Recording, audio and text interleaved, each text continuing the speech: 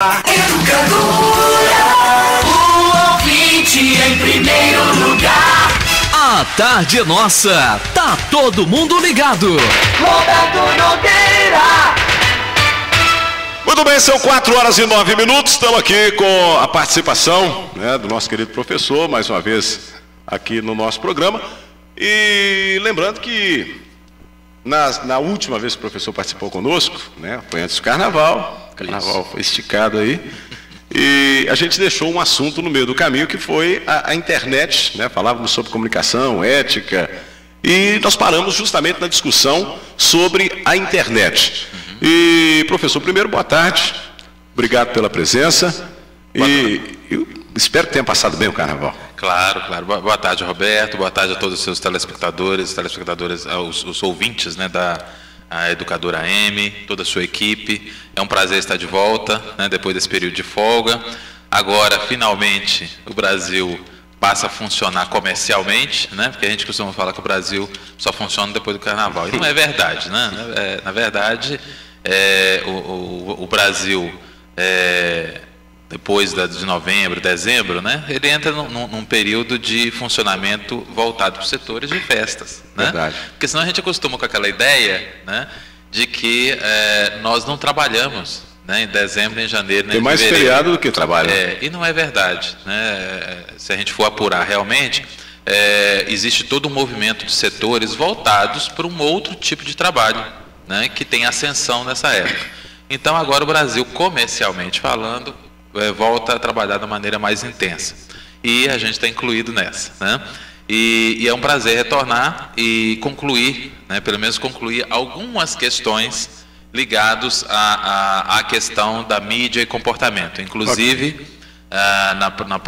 no próximo dia 6 de março, o GREPEX, que é um grupo de estudos e pesquisas coordenado por mim, começará suas atividades, e o primeiro evento, que será realizado no auditório Padres do Trabalho, na Unileste, né, em parceria com o curso de Filosofia e História do Unileste MG, entre outros parceiros, nós iremos realizar uma série de debates no dia 6, sábado, passando esse sábado no outro, onde nós vamos discutir exatamente isso: mídia, consumo e comportamento. Maravilha. Para você que está chegando agora, está ligando o radinho, estamos aqui conversando com o professor Hudson Miranda. Ele é educador e psicólogo, sempre participando. Normalmente o professor participa conosco às quartas-feiras, e agora, devido aí a um problema de trabalho, né? Problema não, a solução de trabalho, o trabalho sempre é solução, né? Ele não pôde comparecer ontem, e a gente está abrindo aqui esse leque para quinta-feira. Professor, um fato interessante, né, só pegando esse gancho aqui nesse bate-papo, tem muito tempo que a gente não bate um papo, não conversa, que o professor estava viajando. Claro. Quando a gente fala em feriado, folga, descanso, eu vi na TV fechada esses dias um documentário que vai passar e fala uma coisa interessante, né? Nas próximas semanas você vai dormir não sei quantas horas, parece 357 horas para cada pessoa, num espaço pequeno. Aí depois ele faz a pergunta o seguinte: você já imaginou se do outro lado do mundo todo mundo dormisse no mesmo horário, se o mundo inteiro dormisse, não tivesse essa... Agora a gente está trabalhando, no Japão, pessoal, alguns estão dormindo, descansando para pegar no outro dia. Então o mundo vai girando. Se todo mundo dormisse ao mesmo tempo, o mundo pararia, né? É interessante, né? Mas o mundo pararia, mas de qualquer forma, ele certamente não sofreria nenhum problema, digamos, grave, porque na realidade quando você dorme aqui no Ocidente, né? Lá no Oriente. Quando você dorme compartilhado com essa parte do mundo que está dormindo, a sua sensação é que o mundo todo está dormindo, mesmo que você saiba que não é verdade. Tem alguém trabalhando naquele horário, né? Exatamente, tem uma defasagem de fuso horário e assim por diante, né? Tem uma diferença de fuso horário. Mas de qualquer maneira, a sensação que você tem é que todo mundo está dormindo, porque no seu alcance, né, de percepção, todo mundo, teoricamente, deveria estar dormindo. Perfeito. Mas eu achei muito interessante, vou até acompanhar esse documentário. Inclusive essa questão do sono pode ser tema mais para frente, né? Que é muito interessante como é que nós somos estimulados, inclusive, a não dormir. Isso é um problema. Esse ano nós temos muito tema bacana, inclusive o próximo tema que a gente vai trazer aqui é um tema muito legal. Sim. Mas vamos fechar então, para a gente encerrar, já que vocês vão estar fazendo também lá no Padres do Trabalho, lá no Unileste, um debate ligado também à área.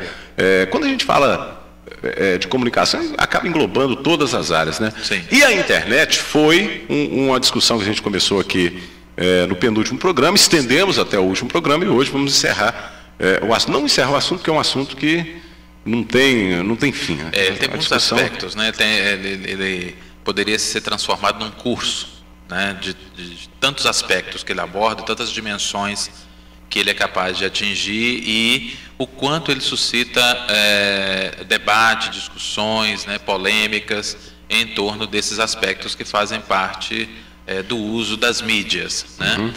Nós não falamos, por exemplo, da própria questão da rádio, das transformações pelas quais as emissoras de rádio passaram, o papel das emissoras comunitárias, né? Como é que esse jovem ouve ou não ouve rádio, né? Quer dizer, há muito pano para a manga para discutir essas questões, por exemplo, né? Quando se fala de televisão, só para ficar uma coisa que está mais ainda, né? Faz parte do universo dos jovens, né? Ver televisão, é importante entendermos que a televisão ela não é babá, né? E as pessoas ficam muito preocupadas em como definir regras para a TV. Eu acho importante, evidentemente, discutir uma TV democrática, uma TV que seja abrangente, uma TV que contemple vários aspectos e dimensões da sociedade, uma TV que respeite alguns parâmetros éticos, né, fundamentais. Entretanto, né, eu acho que é importante, eu acho que é muito mais eficaz, muito mais eficiente, que nós tenhamos espaços para discutir a TV e que esse espaço não seja somente a própria TV, somente a área acadêmica, né? Que sejam espaços na escola, na família, que a gente use um pouco o nosso tempo para ter um pouco de senso crítico a respeito do que estamos vendo, a respeito do que estamos permitindo que acesse a nossa casa, né? Acesse os nossos espaços, para que a gente possa ter condições, a partir dessa percepção, a partir desse espaço crítico, ter um melhor nível de participação, ou seja, que a gente possa também fazer chegar até esses veículos a nossa percepção, né? O que a gente acha, o que a gente gostaria de ver na TV, o que a gente não gostaria de ver na TV, porque as nossas sugestões, as nossas dificuldades de entendimento e assim por diante. Isso não acontece hoje, né? As pessoas são muito influenciáveis, né? Há muita precariedade, né? Nós não vamos dizer que inexiste, não vamos subestimar as pessoas, claro, dizer que elas não têm uma percepção positiva ou negativa sobre o que elas veem, né? Elas não veem roboticamente. Entretanto, eu acho que elas não têm o espaço e o hábito de discutir sobre. E, a partir dessa discussão, apurar a sua percepção e a sua visão, né? Quer dizer, quanto mais eu discuto sobre uma coisa, mais eu consigo ver esta coisa de uma maneira diferenciada, uhum, né? Quer dizer, se eu discuto bastante o que eu vejo nas novelas, por exemplo, nas telenovelas, por exemplo, o que eu gosto, o que eu não gosto, nos programas de auditório, se eu tenho essa percepção de discussão na família, é uma coisa. Se eu tenho essa percepção na escola, eu acrescento mais uma dimensão, mais uma possibilidade de senso crítico. Se eu junto essas possibilidades, as minhas percepções familiares, as minhas percepções através da escola, do ambiente escolar, eu vou ver televisão, eu verei de uma maneira completamente diferente. Eu vou enxergar o que é colocado, o que é disponibilizado para mim, de uma maneira muito mais ampla, né? de uma forma muito mais crítica. Quer dizer, eu vou perceber que ali por trás do que é exibido em imagem e áudio, existem movimentos, né? Existem interesses, existem possibilidades, ou seja, não é só aquilo que está sendo exibido, existe toda uma estrutura, né, que comanda aquilo ali, que dá dinâmica, que dá força, que dá impulso, que inspira as produções que ali são colocadas, são disponibilizadas. E a partir daí eu consigo me posicionar. Eu deixo de ser um ouvinte ou um telespectador passivo, mesmo que indignado, entre aspas, aí, muitos ficam indignados, acho que indignados só para si, para ser um ouvinte, um telespectador ativo, ou seja, aquele que liga, aquele que participa e aquele que discute. E aí, aquele que está me ouvindo agora poderia falar assim, mas eu vejo os programas, muitas ligações, as pessoas participando e tal. Mas eu estou falando de índice. Quando nós aumentamos esse índice, nós fazemos com que a chamada opinião pública tenha um peso muito maior. Sim. Agora, professor, com a chegada, a gente fala até de poucas opções também, mas com a chegada da TV digital, o senhor já chegou a imaginar como seria a chegada da TV digital quando ela diz que o telespectador teria mais condições de interagir com a programação que ali é oferecida. Essa chegada dessa TV digital, essa interação tão prometida, isso pode melhorar diante de todos esses parâmetros aí que o professor colocou? Potencialmente sim, Roberto. Em termos de recursos, de condições, de possibilidades que essa ferramenta oferece, sem dúvida, assim como a internet. Eu acho que o que nós precisamos trabalhar, voltando aí à educação e à formação de profissionais adequados, que vão lidar com essa mídia, essas novas realidades, eu acho que a partir daí nós precisamos trabalhar muito a cultura desses profissionais para que eles possam desenvolver ferramentas, formas mais criativas de interatividade, né? Formas mais produtivas, mais criativas, mais substanciais, que possam estar realmente a serviço do telespectador, a serviço de algo que tenha sentido para o telespectador e para o ouvinte, no caso da rádio, né? No caso da internet também, os internautas e assim por diante. Eu acho que a internet, por exemplo, oferece várias possibilidades, né? Eu ainda considero que o nível de interatividade, de participação, ainda está em processo precário de construção, né? Acredito que se houver maior investimento numa bagagem cultural dos profissionais que estão lidando com essas mídias, nós teremos um reforço de criatividade. Eu acho que são duas pontas importantes.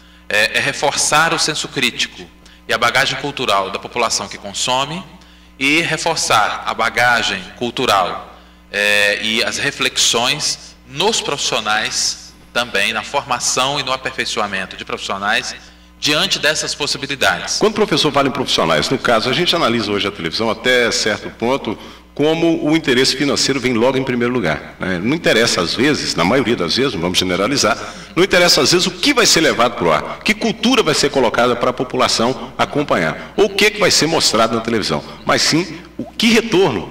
A primeira pergunta, será que vai dar retorno? Será que vai dar audiência? Será que vamos ter um patrocinador de 20, 30, 40, 50, 60 milhões? Isso aí não pode prejudicar também o andamento do que se chega até a casa das pessoas, porque já que a preocupação maior é o dinheiro. Esse componente acaba funcionando como um ruído, né? É um ruído, é uma sujeira, né? É um componente que incomoda, né? Mas é possível conviver com sustentabilidade econômica, com produtividade, com lucratividade e com qualidade, né? A gente sabe que é possível, né? É claro que se você olhar a nossa produção de telenovelas, nós vamos observar que, em termos técnicos, nós temos a excelência da produção de telenovelas. Conseguimos exportar para o mundo inteiro, né? Entretanto, eu acho que nós estamos sofrendo um certo desgaste de um modelo que repete muito os enredos, né? As narrativas. Então, eu acho que nós precisamos rever essas questões. E isso eu acho que só ocorre a partir do momento que você tem um consumidor daquele produto, né, que reage não só em termos de audiência, mas que consegue se expressar e se fazer ouvir, né? Porque quando a gente fala de medição de audiência, onde que a audiência é medida? Nos grandes centros, né? E nos grandes centros do Sudeste, praticamente, né? Rio, São Paulo. O medidor está na maior parte de São Paulo, né? Medidor do Ibope. Exato. Então, o que acontece? Como a mídia nacional ainda é escrava desse próprio modelo criado por eles, né? Eu acredito que há distorções muito fortes, né? E fáceis de serem verificadas do ponto de vista do que é culturalmente viável e do que a população pode consumir e gostaria de consumir. Haja visto que se você ir para o Nordeste, né, o Norte, qualquer região que se afaste um pouco do Sudeste, você vai observar que existem programações alternativas e circuitos alternativos de cultura com grande audiência, né? O que falta, na verdade, por isso que eu falo que não adianta só você investir num polo, ou seja, não adianta investir só na formação de telespectadores conscientes.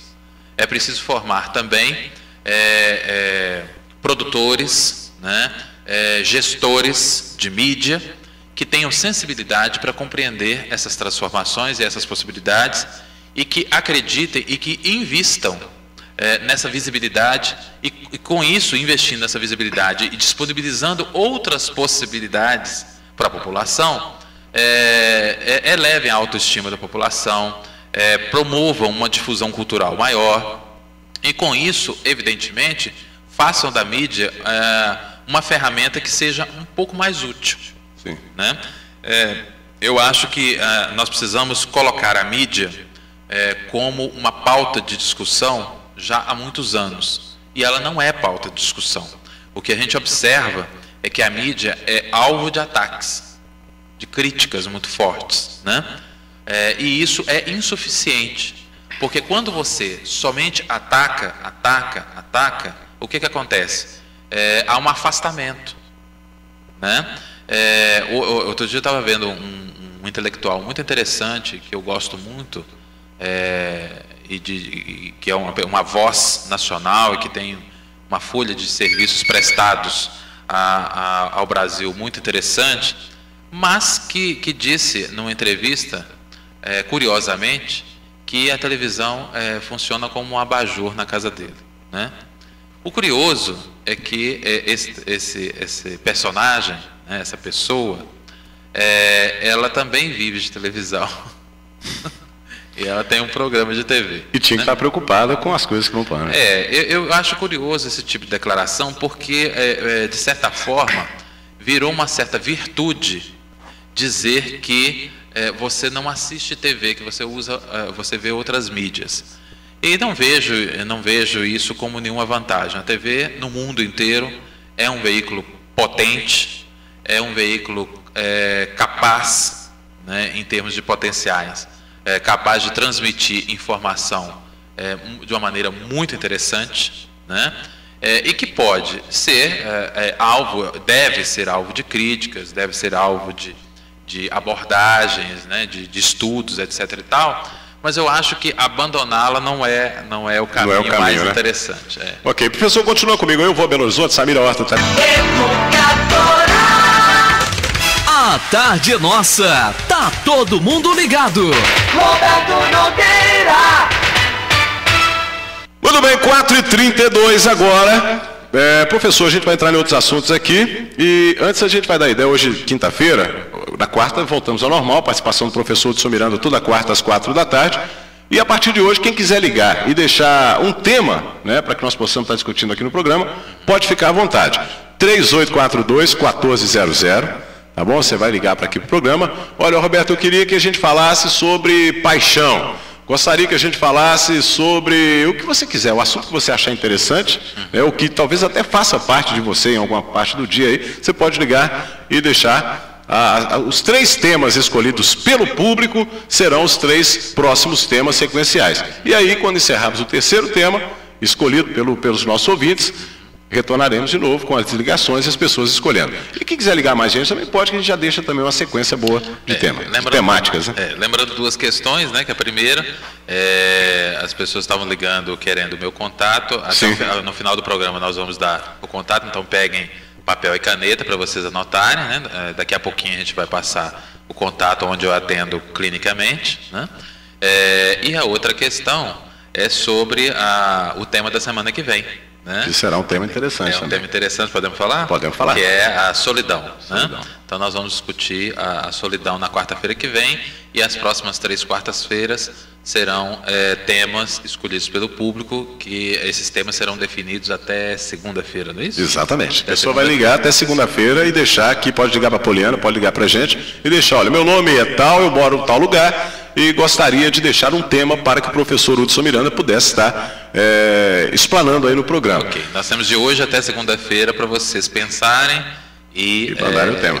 Colocarem um tema para a gente. Professor, a gente falando sobre internet, falando sobre televisão, falando sobre a mídia de uma maneira geral, e falamos também em ética. E é uma palavra que está em moda, né? Muita gente sabe que é da moda, mas não sabe como usar, infelizmente. Sim. Quando a gente fala da televisão, da pobreza, às vezes, de programação, daquilo que se oferece para o público, e alguns jovens, às vezes, eles procuram outra maneira para passar o seu tempo, para se divertir com jogos, por exemplo, os conhecidos games. Esses games também podem viciar, pode trazer alguma coisa de negativa para a vida desses jovens? Olha, eu considero os games na mesma categoria, no sentido, na perspectiva de discussão que a gente estava sobre as outras mídias. Ou seja, hoje, com a tecnologia empregada nos games, que é uma tecnologia extremamente avançada, hoje você é capaz, por exemplo, de introduzir os games em vários contextos. Por exemplo, no treinamento de militares, né? No treinamento de profissionais da área de saúde, na formação e aperfeiçoamento de profissionais da área de gestão, né? Na escolha, né? na formação voltada para decisões, né? Para escolha de estratégias. Então, hoje, os games, eles não são simplesmente uma categoria voltada só para entretenimento. Eles acabaram se tornando também uma ferramenta que vem sendo desenvolvida, ferramenta extremamente importante para as mais variadas áreas, né? E os games, o uso deles, como os jogos em geral, primeiro que estimula a parte lúdica de todos nós, né? E todos nós gostamos do lúdico. Quem é que não gosta, né? E os games fazem parte desse arsenal do lúdico, que pode ser físico ou pode ser através dessa mídia, né? Que é o computador, que é o console de jogos e assim por diante, né? Agora, o que acontece? Assim como qualquer outra mídia, você tem possibilidades que constroem, que desenvolvem, que apuram determinadas habilidades, e tem exemplos que são nocivos, que incitam a violência, né, que acirram disputas ideológicas preconceituosas e assim por diante. Cabe a pais e educadores ficarem atentos a como os nossos jovens estão tendo acesso a esses games, o que são esses games, né, qual o conteúdo desses games, e a gente abrir a discussão. Não se trata de proibir ou aplaudir. Até mesmo que quando se proíbe, você instiga a curiosidade, né? Sim, se trata de aprender essa nova mídia, de compreender como é que esse jovem está acessando e em que isso está repercutindo, ou pode repercutir, né? E discutir com ele até que ponto é interessante manejar aquele tipo de joguinho, se aquilo é nocivo ou se não é nocivo, se é interessante ou não é interessante, né? É claro que não é uma tarefa tão simples quando se trata de tecnologia, e como essas tecnologias vêm avançando muito, nós temos aí gerações de gerações atuantes, mas que têm dificuldade de lidar com essas tecnologias. Mas essas dificuldades precisam ser superadas, né? Se nós queremos realmente discutir com o nosso jovem, nós precisamos entender que linguagem ele fala. Porque senão nós começamos a tornar incompatível a nossa comunicação com ele, porque nós estamos muito distantes nas linguagens utilizadas, nos interesses, né? Nos acessos. Então é preciso começar a desmistificar essa ideia de que tecnologia é coisa para adolescente e de que aquelas pessoas que não são mais adolescentes, os adultos, as pessoas numa idade mais madura, ou os idosos, não podem usufruir dessa tecnologia e não devem, a partir do acesso dessa tecnologia, discutir de maneira crítica com esse jovem. É não só possível, como necessário que educadores, que pais, que todas as pessoas em si que tenham a oportunidade revejam essa questão dos jogos e das mídias em geral. E quanto mais acesso você possa ter, melhor, para que você possa compreender como é que essas mídias funcionam e, a partir dessa compreensão, discutir com seus filhos, com seus netos, com seus sobrinhos, com seus primos, com seus alunos, né?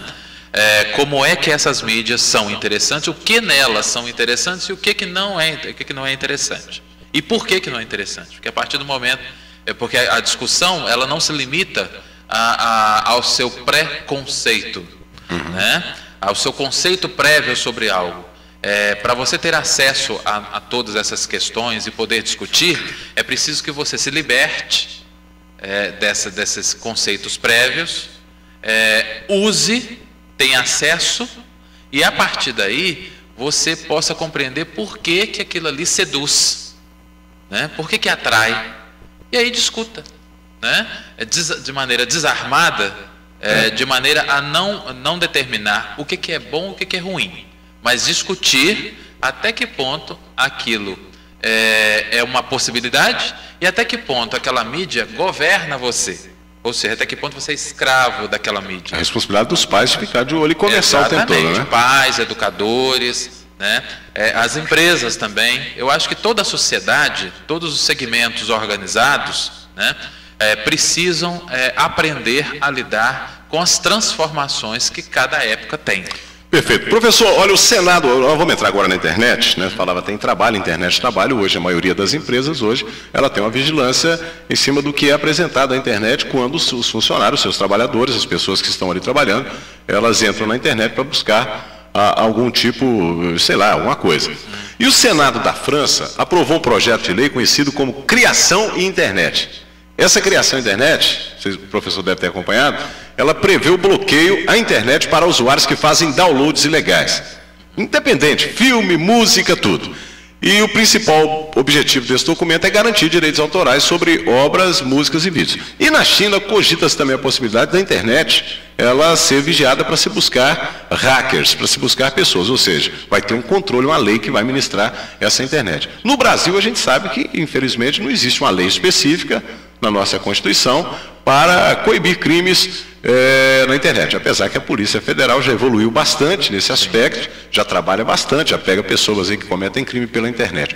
Qual seria a melhor saída? Essa mesmo? Aprovar um projeto de lei para coibir, para vigiar? Qual seria a saída, na opinião do professor?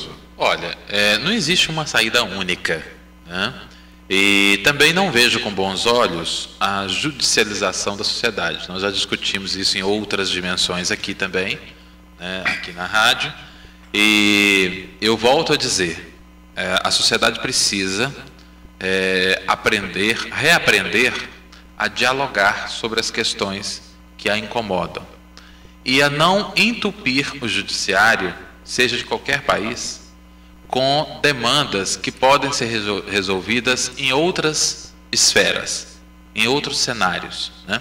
Quando se fala de cultura, nós temos exemplos, né, de bandas, tanto no Brasil quanto fora do Brasil, que disponibilizaram, né, sua produção cultural e deram liberdade aos internautas para remunerarem ou não aquela produção, né, e darem audiência ou não, e a partir daí criou-se outros vínculos para que essas manifestações culturais, aparentemente fora daquela estrutura remunerada e garantida, né, entre aspas aí, de remuneração, fluísse.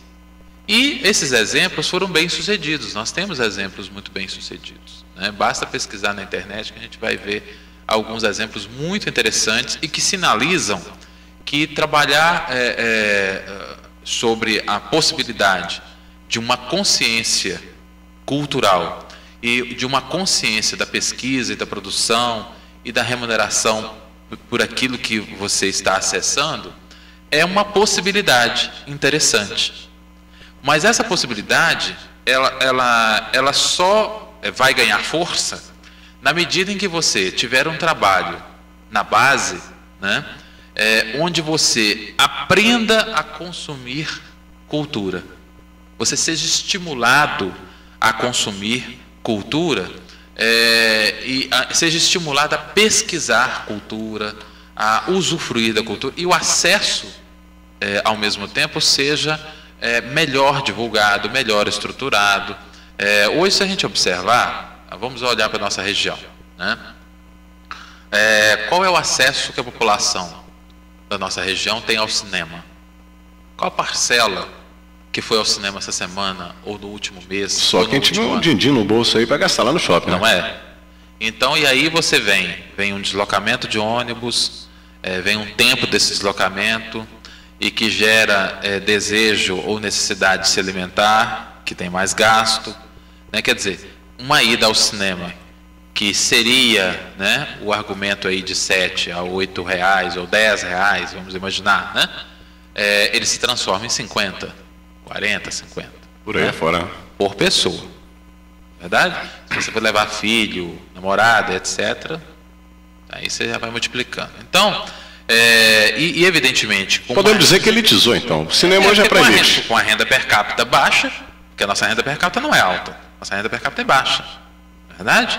Então, nós precisamos repensar essas questões. Eu acho que antes de fechar comportas, antes de judicializar o acesso, né? Porque esse desejo, essa busca pelo pirata, isso é um sinal. Isso é um sinal de desejo de consumo. A pessoa quer baixar de graça porque ela não tem condição de comprar.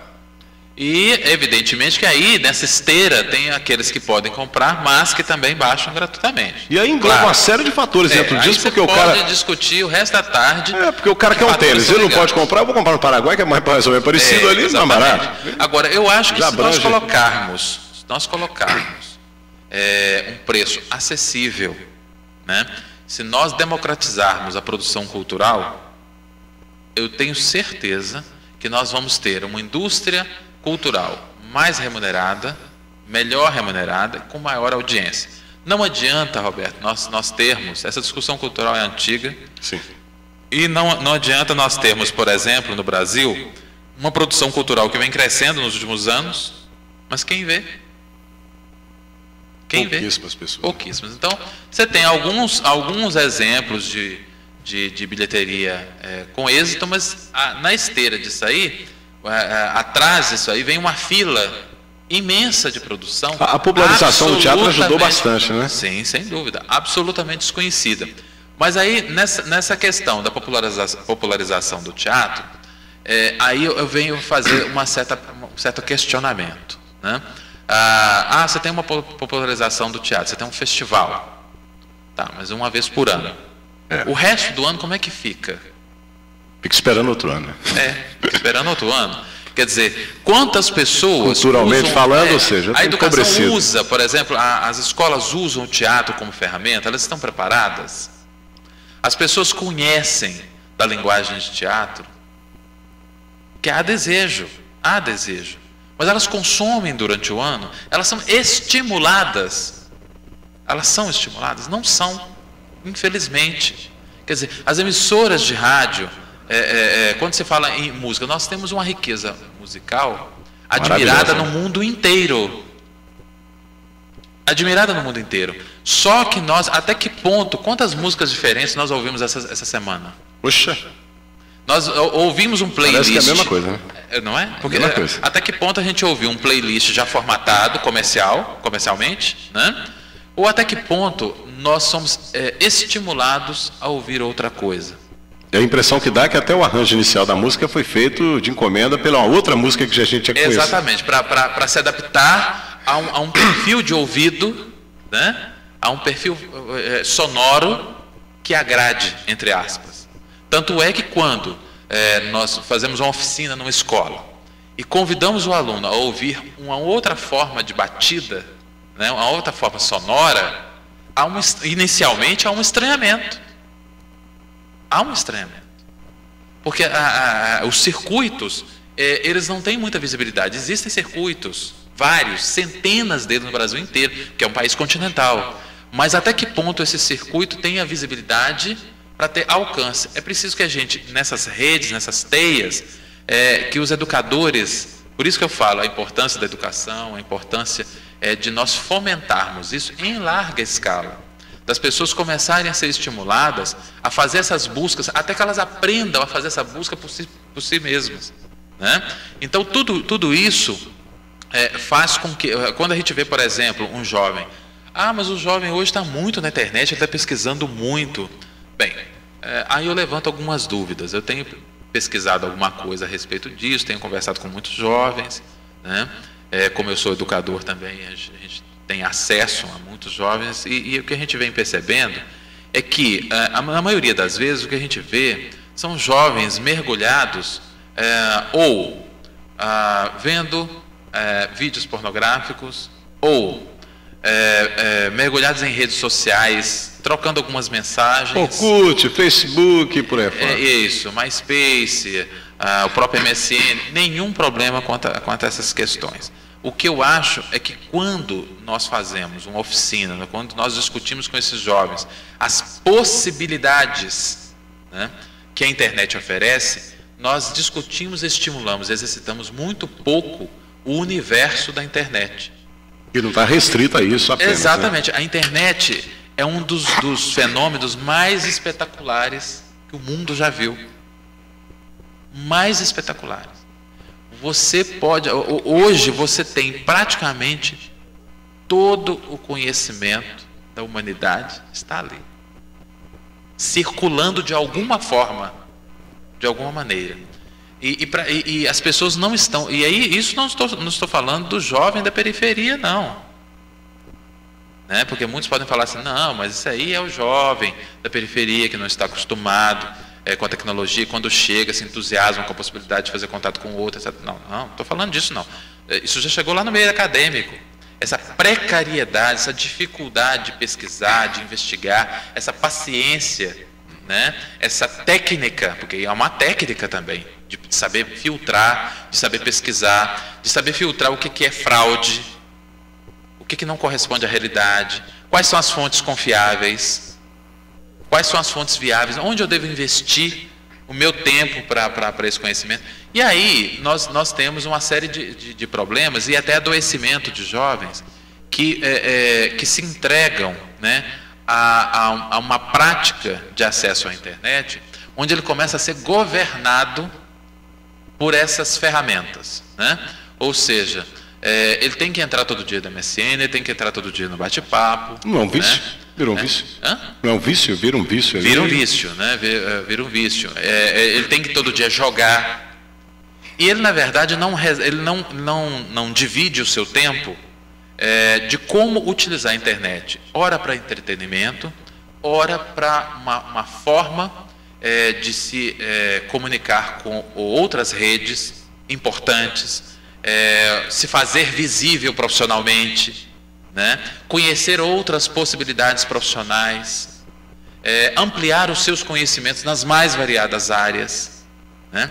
E ele tem dificuldade de medir o seu tempo entre essas ferramentas e outras possibilidades de contato.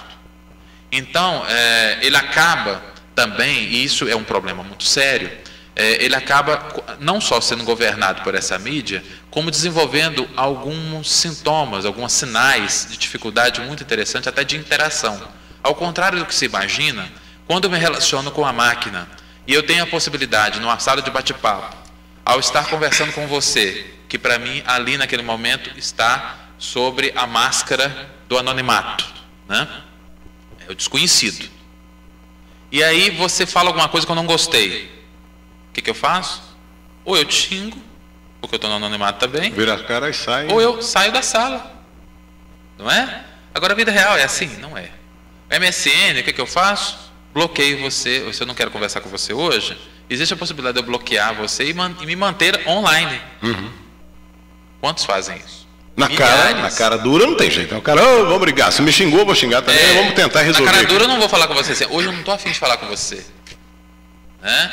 Quer dizer, ou nesse momento eu estou ocupado, não estou podendo. Nos falamos mais tarde. Né? Eu vou lá e bloqueio temporariamente. Então, assim, a gente vê, e a gente vai falar isso um pouco mais, inclusive na solidão, né? Porque nós temos solitários nesse esquema também. Que não sai de casa, fica na internet. Exatamente. Então você vê muitos torpedos, você vê uma disponibilidade desse jovem, muito para entrar na internet, para entrar na MSN, para entrar nas salas de bate-papo, para entrar no Orkut, para manter atualizado seu blog, etc. e tal. Mas é um jovem que, ao mesmo tempo, na hora que você... vou te dar um exemplo claro e para o ouvinte também. Você chega numa oficina, igual eu cheguei recentemente, num grupo de jovens, e falei com eles assim, olha, eu queria que vocês simulassem uma conversa qualquer. Vocês encontraram agora, vocês estão num cenário de bar, né, num ambiente propício para um bate-papo. Comecem a bate-papo qualquer. Tiveram argumento? E aí você começa a ver a dificuldade que eles têm. Ou então quando você coloca um tema para eles. Eu queria que vocês conversassem sobre X coisa, ligado à nossa vida diária.